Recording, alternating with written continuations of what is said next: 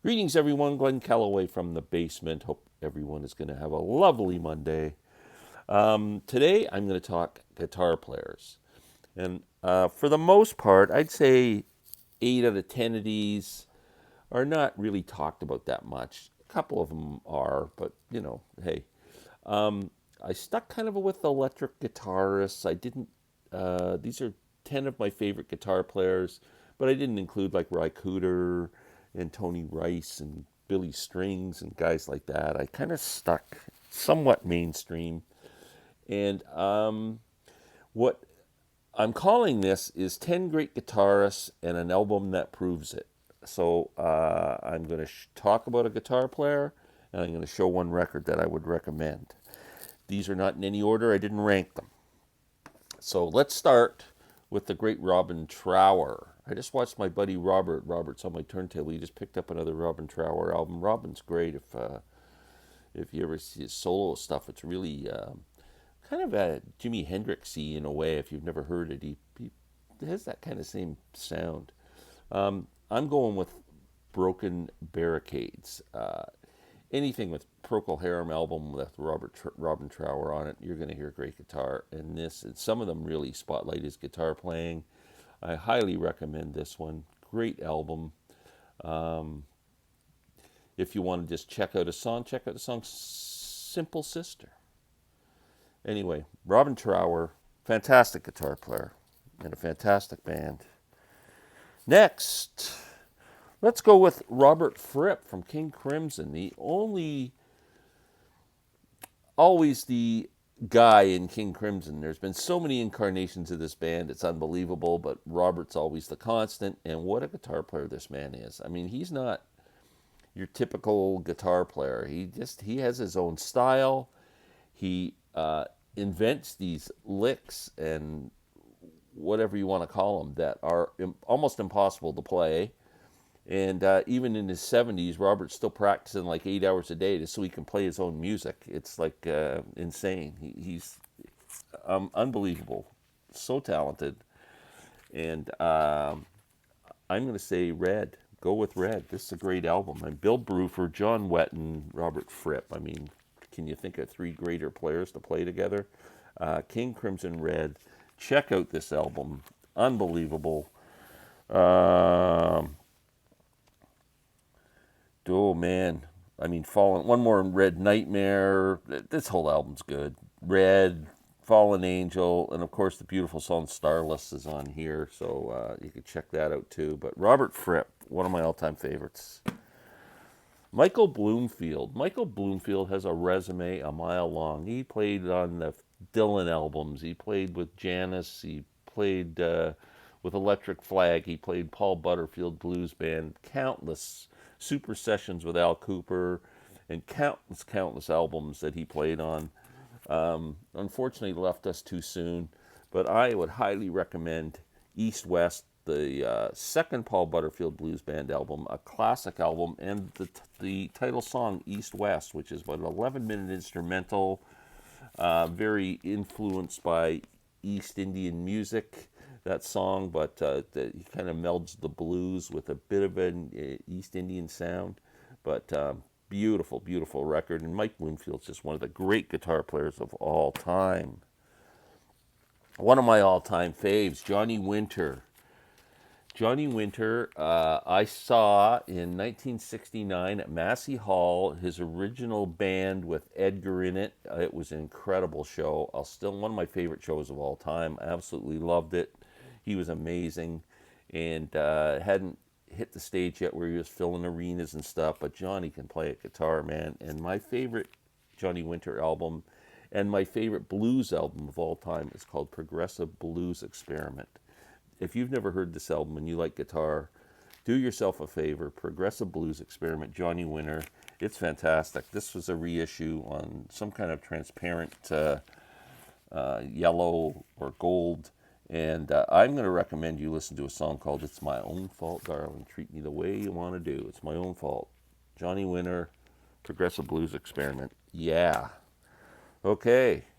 Guy I have always loved, but kind of just dropped the ball on for many years, and then renewed my excitement and I've been picking up all kinds of stuff. Rory Gallagher. This is his second album called Deuce. Fantastic album. All his albums are just brilliant guitar playing.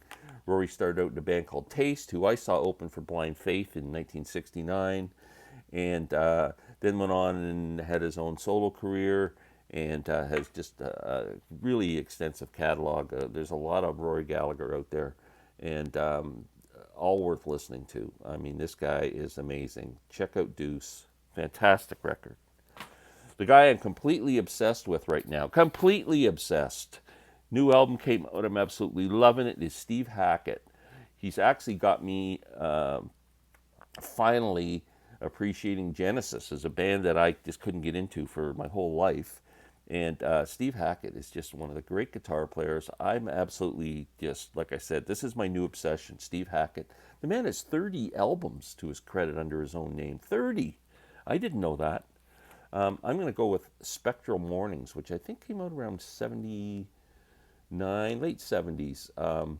Just the song Spectral Morning is absolutely beautiful. Anything by Steve Hackett is gold as far as I'm concerned. This guy's amazing. The live albums where he's doing the Genesis stuff plus his own solo stuff are must-haves, in my opinion. Check them out. But if you want to give Steve Hackett a try, listen to the song Spectral Mornings. I mean, just, I'm in love with this guy. Absolutely in love. A guy that should get way more love than he gets, Shuggy Otis. If you don't know Shuggy Otis, look how young he was, playing with Al Cooper. So there's the famous Super Sessions album with Al Cooper, Mike Bloomfield, Stephen Stills, one of the classic albums of all time from the 60s. He did a second version, Al Cooper, and this time he invited a young Shuggy Otis. I think Shuggy was like 16 years old when he did this album. Shuggy Otis, Johnny Otis was Willie in the Hand Jive. Shuggy Otis, Johnny Otis was Shuggy's dad. He was a child phenom, basically, and there he is there. I mean, look at this guy.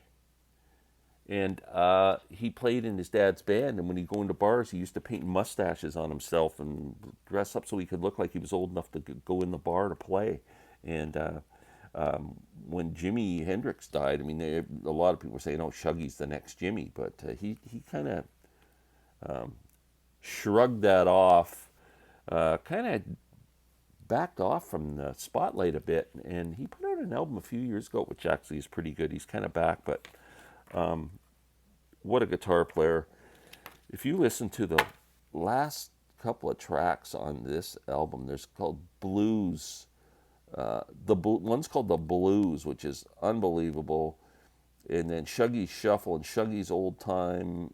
I mean, it's just listen to this album. It's especially the last couple of tracks are just unbelievable. This guy is an amazing guitarist, Shuggy Otis. Okay, here's the most mainstream guy I'm going to talk about, and there's a reason for it. Eric Clapton. Now, a lot of people call Eric Clapton a wanker, and maybe he is, but I'm just talking about music here, and I have loved Eric Clapton since the Yardbirds. I mean, 64, 65, and then goes into John Mayall's Blues Breakers and that Beano album. Then we've got Cream, and then we've got Blind Faith, and then his work with Delaney and Bonnie, and then he does Derek and the Dominoes, and then he has a very successful solo career. I mean, you tell me this man doesn't have the best resume in the history of music. Derek and the Dominoes, of course, with a big shout out to Duane Allman playing on this as well, but I mean, this is just scorching guitar. If you like guitar, this might be... Look up guitar in the dictionary. This album might be sitting, the picture of this album might be sitting there. It's just a brilliant frickin' album. Unbelievable. Okay, two more to go. Martin Barr from Jethro Tull. Now, I'm not going to show Jethro Tull albums because pick up any of the ones with Martin Barr on it. Aqualung and Benefit, heavy guitar album. He's a great guitar player. I got to see the Martin Barr band a few years ago in a small club. He's amazing. Martin's just a great guitar player, and he has a great band. So I really wanted to put a spotlight on Martin's solo career now that he's not in, and he still tours. This is an album called Back to Steel, which is absolutely fantastic.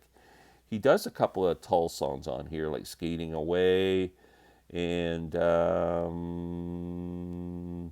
he also does a great version of Eleanor Rigby on here, believe it or not. But he's got a great vocalist with him. He's a great guitar player, and love Martin Barre. I just love his sound. Paul Reed Smith guitars. He just makes them sing.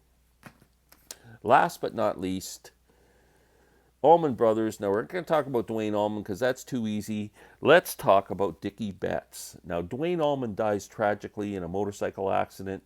This band is in disarray. And Dickie Betts picks it up by its bootstraps, and he learns all the slide stuff that Duane was playing. Plus, now he's got to be the guitar guy. He's the guy. I mean, how do you step into Duane Allman's shoes and play all those songs and everything? I mean, it's incredible what Dickie Betts did. And the album, Eat a Peach.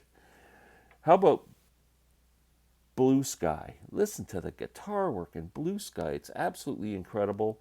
Dickie Betts deserved all the credit in the world. It's too bad they all had a big falling out, but Dickie Betts, just an amazing guitar player.